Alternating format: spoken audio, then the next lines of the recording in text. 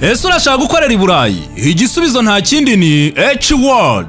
H-World ni kampani igufasha kubona akazi mu bihugu bitandukanye by'i Burayi harimo nka Hongiriya, Serbia, Lithuania, Slovakia, Repubulika ya Czech, Croatia, Austria, Poland ndetse n'Ubutaliyani. Tumaze gufasha abarenga 500 tubahuza n'abakoresha bakeneye abakozi bagahabwa akazi. Ku bindi bisobanuro ushobora gusura urubuga rwacu ari rwo www.hworldagents.com cyangwa se ukadusanga aho dukorera. Mu Rwanda dukorera ku Gisimenti, naho i Burundi dukorera Centre Ville, naho muri Kenya ho dukorera Roysambo i Nairobi. Ushobora kuduhamagara no kuri nimero zikurikira arizo 0782 44 39 13. Ukaba wanaduhamagara kuri 71 74 80 61 cyangwa se ukaduhamagara ku guteranya 254 07 42 71 10 72. H-World Agents, your bridge to Europe.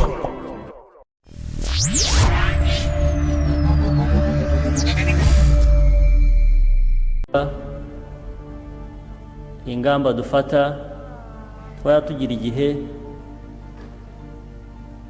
tubisuzuma tukagira uwo tubibaza kuri buri rwego. Ni ukuvuga ngo buri rwego buri wese afite ibyo akwiye kuba yabaza, naho ubundi tuzaba bo kujya twisubiramo buri munsi ukisubiramo.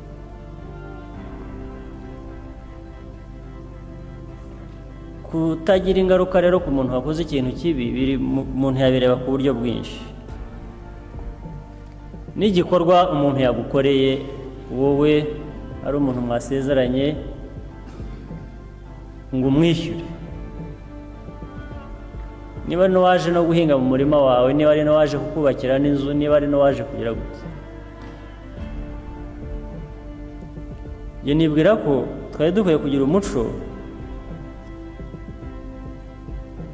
wo kugira ngo niba twapatanye kunyubakira inzu ufite uko nyishaka, wari ukwiye kwemera kuyikora kandi ukayikora nka kwa kundi nyishaka. Bitari ibyo dukwiye kugirana ikibazo cyo kukwishyura. Ntabwo nkwiye kukwishyurira ko wankoreye ibintu bitari byo. Ukuvuga ngo hari consequence, harekwiye kuba hari ingaruka kuri wowe kucyo uvana muri bya bikorwa bitajyanye n'ibyo wari wasezeranye gukora. Ariko no kuvuga ngo bituruka ku mpande ebyiri, bituruka no kuwashakaga ngo ugire icyo umukorera, binaturuka noneho no kuwagikoze. Niba bumva agaciro ko gukora ibintu uko bikwiye kuba bikora, naho ubundi nuza ukankorera ikintu nabi nifuza nkorere neza ku buryo busobanutse, nkaza nkakwishyura ukagenda, nta mpamvu n'undi utazamukorera nabi nk'uko, kuko nta ingaruka bigufiteho. Wowe wabonye amafaranga yawe niba ari wakoreraga amafaranga. Ariko twe dukwiye kuba tubaza umuntu impamvu atubahirije inshingano uko byari bikwiye. Ntitube noneho sosiyete igiye kujya yemera ikije icyo ari cyo cyose, icyo baguhaye cyose ukemera naho uri bukishyurire.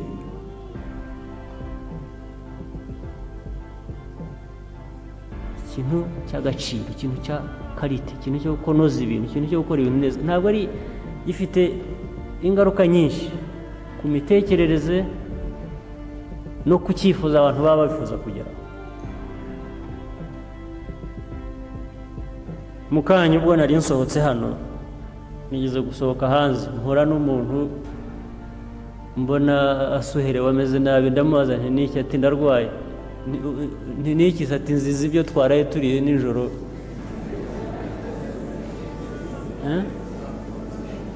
Food poisoning. Ngiye kubaza ati abantu bashize bati hari nk'abantu 50 cyangwa se bagiye kugera mu 100 bariho batwara mu hospital.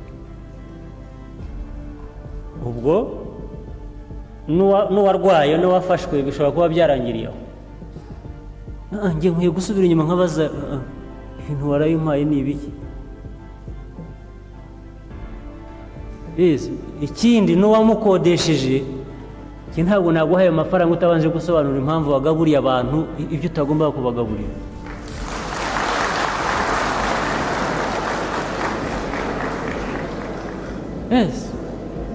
Kuko nimuhaguruka aha mukihanagura ukabona gusa murimo agafata imodoka yakigendera, then igituma, kuko food poisoning ni umwanda, ni ibintu bitafite isuku, nicyo kibazo. Ni ukuvuga ngo nimuhaguruka aha buri wese agafata imodoka mukigendera, ntihagire ubaza uwatanze iyo serivisi itanoze impamvu ejo utazagaruka hano akabiguha ni ukubera iki. Kuko niba ubyemera kuki atabiguha? Niba ubyemera ukabyishyurira kuki atabiguha? Kuko nibyo bimworohera, kuko ibyo ngibyo nibyo yaba yasakumiye gusa, wenda bitamuvunnye atishyuriye anything akaza akabiguha. Ariko icyo bivugira ubu kirimo aspects nyinshi, niko abantu bataramenyera gukora neza niko bakora. Umuntu akora uko abonye, uwo babikoreye akakira ibyo abonye. Sometimes ibyo ku buryo buhenze, ariko noneho nta nubwo buhenze ku buryo bw'amafaranga gusa, buhenze no ku buzima. Ni activity iyo ari yo yose, niyo yaba ari ijyanye n'iby'imari, niyo yaba ijyanye impamvu bitanoga ni iki, impamvu umuntu atabibazwa ni iki. Kuko abayobozi noneho batorwa, njye nagutorera ko wuzuza inshingano, quality y'akazi ukora. Ndetse waba inshingano utarayujuje cyangwa udakora neza, ubutaha rwose sinshobora kureba, icyo gihe nshakisha ahandi. Icyo gihe nibwo abantu bagira responsibility, ntibagira icyo babazwa bakagikora, ejo ugasanga cyakozwe. Iyo bifite ingaruka, consequence, bigomba kugira consequence. Ariko ubu twabaye community iri aho, ahubwo ibabarira abantu gukora nabi byagizeho ingaruka. Ntushobora gutera imbere ato. Usanga umuntu rwose wagize ibyago, bakuvuze barya, byagenze bityo, sympathizing, urababarira wakoze nabi, community akaba ari kuhinduka.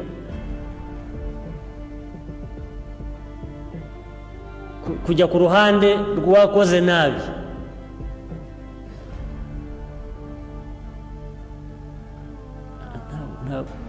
icyo gihe ibyo dusarura ni ibingibi. Dusarura guhora uvuga ukavuga, ubwenge nyine abantu barabufite, bazi ibyo bagomba gukora. Iyo twaje hano buri wese atanga ibitekerezo byiza cyane, bimwe birananditse, ariko icyo dusarura kirava muri ya mico, muri ya character yacu nka individuals, ariko yacu even nka society.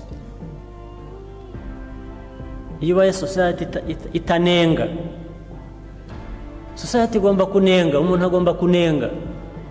Unenga ufite icyo ushaka, kigomba kuba gifite urwego kigezeho runaka, ugomba kunenga. Iyo utanenga bakugaburira n'ibyo kurya birimo food poisoning, ukabirya ukarwara, bakagushyira mu hospital, ukabyuka ukagenda, ejo undi akakongera ibindi, kubera ko niko bishaka.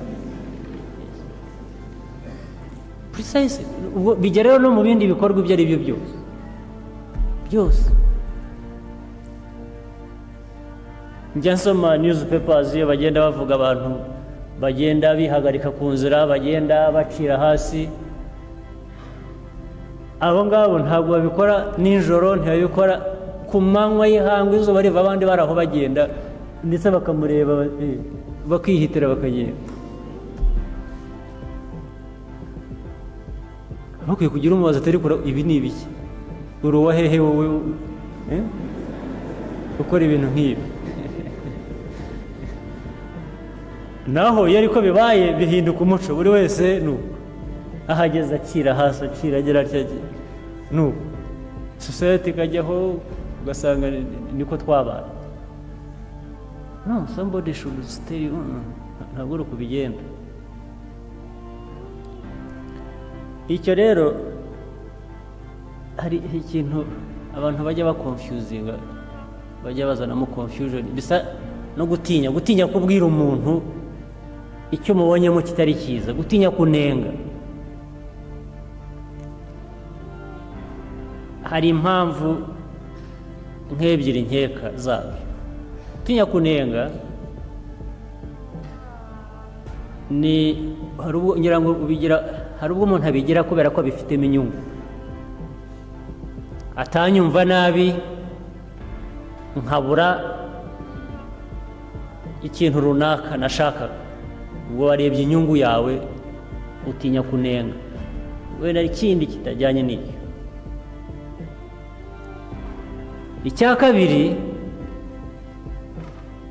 ni nka protection, ni nkawe kwirinda, ariko nanjye ejo bazamvuga iki, ntabwo ndi buvuge kanaka kugira ngo nanjye atazamvuga. Abantu bose bagahitamo rero kwibera batyo, sinzakuvuga nawe ntuzamvuge, ntuzambwire icyo, ntuzanenge sinzakunenga. Niko ikibi kigenda gikura, mu nyungu cyangwa se ni mu bitekerezo no mu ngiro no mu mico mibi yo kugira ngo uti kariya kantu nanjye nshobora kuzagakora kubera inyungu ngashaka muzo, simuvuga nawe atazamvuga. Ariko ikiba sacrificed aho ngaho nicyo kinini cyane, ni interest za buri wese, ni igihugu. Igihugu niho kiviramo kubona ibibazo nk'ibyo cyacu cyo cyabona. Tolerance y'ikibi, tolerance y'ikibi ifite uko ipimwa. Tolerance bavuga ni nkuvuga ngo wihanganira amakosa umuntu yakoze, ariko harimo kugira ngo ahinduke. Ni ukuvuga ngo hagomba kubamo na effort yo kugira ngo ahinduke. Ntabwo ari tolerance gusa bisa nko kucyemera. Ayo macakubiri mwumva duhora tuvuga buri munsi, ingengabitekerezo ya jenoside, abantu birirwa bayiganira nk'ikintu cyo kuganira. Niba uyizeho umuntu, niba umuziho ibitekerezo nk'ibyo, mubwire ujye kubinyura iruhande, kubera ko ingaruka zabyo ntizigaruka kuri wa wundi gusa ubifite, zigaruka kuri buri wese. Ingaruka zabyo zijya ku gihugu cyose. Iyo ugenda usiba imihanda, usiba imingoti, ingaruka ntabwo ari wowe gusa we wabyirengagije. Ingaruka ni twese, n'uri mu birometero 200 bimugeraho.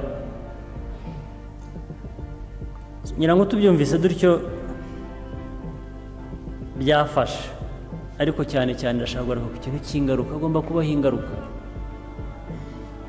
Ndabivugira hano mu bayobozi, tuvuge nk'ikintu kijyanye na za ruswa, ibintu bya corruption muri rusange.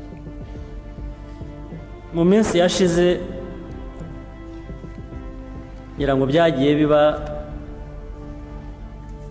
hari n'abayobozi twagiye dusaba kuyobora mu turere n'ahandi, ndetse bamwe bakurikiranyeho ibyaha n'ubu ubutabera bugomba gukurikirana.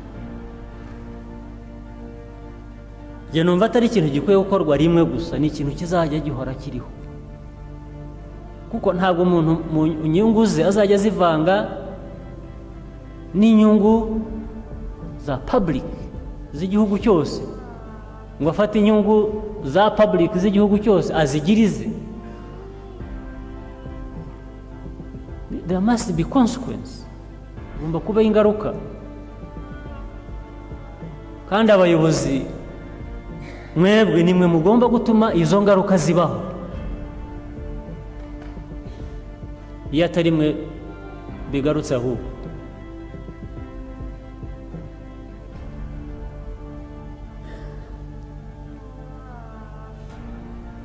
Abayobozi impamvu mwahoze muvuga ibintu bitajya mu bikorwa nicyo ngicyo, nta ngaruka z'ibyo bakora nabi, nta n'imbaraga bafite zo kugira ngo abo bayobora bakora nabi bibagireho ingaruka, bose bakicecekera.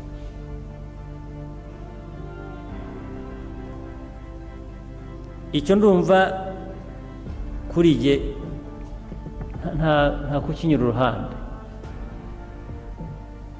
hagomba kuba consequences, hagomba kuba ingaruka, kuko buri umuhanda cyangwa ahantu hatakorewe imirwanyasuri hafite agace birimo, ako gace gafite ukayobora. Impamvu hatagira umubaza impamvu bidakorwa no kubera buri gace k'u Rwanda gafite uko kayobowe guhera hejuru kugera hasi.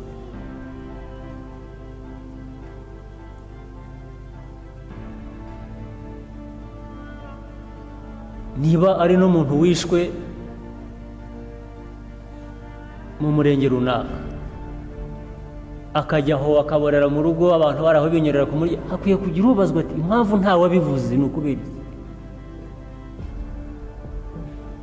we bagiye barimbura famire yose ahantu murinyuriraho ku muhanda muragenda gusa, ntagire yaba n'umuyobozi yaba n'iki, ntagire ubibazwa ngo ubwo atari ko ibi ko byarabaye hashira icyumweru ntawe urabivuga ntawe abibonye.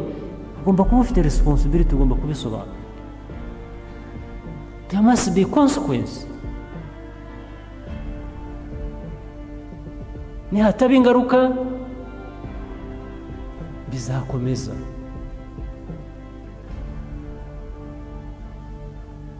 Hakwiye kugira ubibazwa muri minisiteri, mu karere, ahantu ari hose. Iyo ikibazo cyabaye muri minisiteri, minisitiri akwiye kubibazwa n'abafite ababibaza. Ntabwo bavuga ngo simbizi, niba utabizi ukora iki muri iyo minisiteri?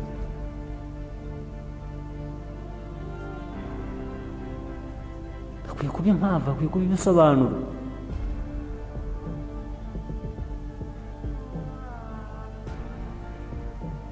Naho nihataba ibisobanuro, ejo niko bizakorwa, ejo niko bizakorwa, twese tukabyemera dutyo, twenda tukaba igihugu buri wese yicecekera, umwe agakora bimworoheye bitamuvunnye, akirondereza bitamufiteho, bimufitiye inyungu gusa, nuko akagarukiraho.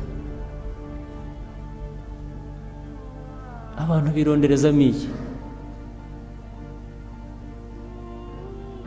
Abantu bironderezamo iki? Ni isabune ngo nijya hariya ninyagirwa irayenga ni iki? Abantu barahaguruka bagakora.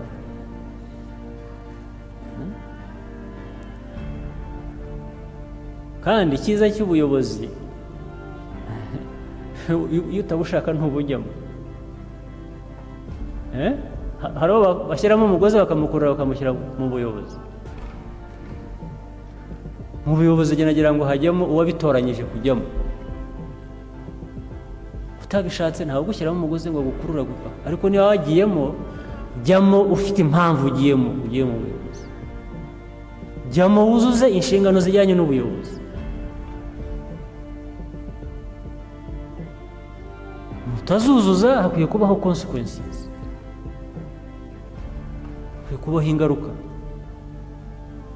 ingaruka za mbere wari ukwiye kuba uzigezwaho n'abo witwa ngo uyobora. Niba abanyarwanda bankundiraga ngo bemere nyine bazibaze abayobozi, ariko kugira ngo abayoborwa nabo nyine bashobore kugira ingaruka ku babayobora, ni uko nk'umuturage nawe ugomba kumva ko hari inshingano ufite. Ni magirirane, ni ibintu byuzuzanya. Kuri ibyo bya corruption rero biracyahari. Umutungo, mu bibazo dufite hangaha, abantu bagiye basuzuma ikibazo cy'amikoro, ikibazo cy'amafaranga, ntabwo aricyo nagira icya mbere, ntabwo aricyo cya mbere. Hari aho amafaranga ari, hari aho amikoro ari aho, ndetse yicaye akora ubusa, iyo batayakozemo ngo bayatware, yicaye akora ubusa. Ntabwo ntitukifashishe ngo turi abakene. Abakene niho bavugaga ejo, abakene ni mu mutwe. Hari amafaranga muri izo za CDC mwavugaga n'ahandi na hehe, amafaranga arahari. Uvuga ko ari make kubera ko ari ibyo utekereza. Uratekereza ukabona ushaka imihanda myiza, ukabona ushaka iki n'iki, noneho wagereranya n'ahari ukumva ari make. Ariko si ko ukwiye kuba ubireba, kuko nujya mu rugendo rurerure atangiza intambwe imwe. Niyo rero ibikorwa byaba bikeneye amafaranga menshi, mu by'ukuri wahera no kuri make. Icyangombwa ni ukuba uri muri iyo nzira yo kugera kuri ibyo bikorwa. N'ayo make yarakwiye kuba akoreshwa agashira, noneho bagasigara bavuga bati twabuze ayandi, dore ibindi aho bigeze. Niyo yaba ari umuhanda w'ibirometero 100 washaka gukora, ukoze metero imwe, kilometero 100 ugakora kilometero imwe, uri mu nzira ubwo wateye intambwe. Ejo uzasigara ushaka indi kilometero kugira ngo uzirangize zose.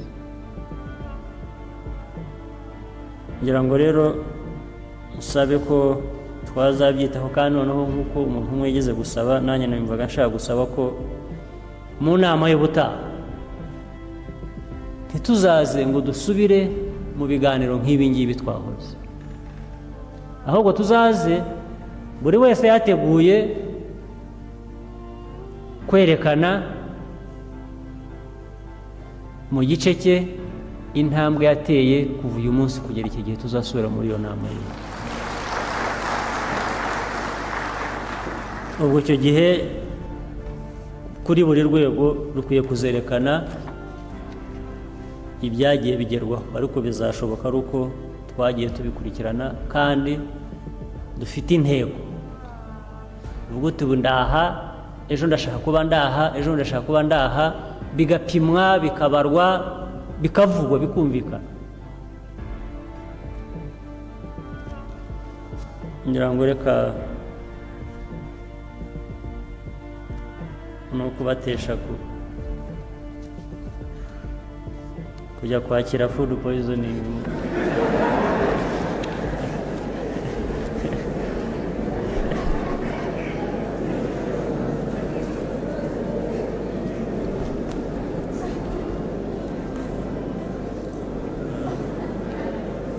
Ariko nizeye ko dushobora gukora ku buryo tutajya tuyibona tukabona ibyiza. Murakoze.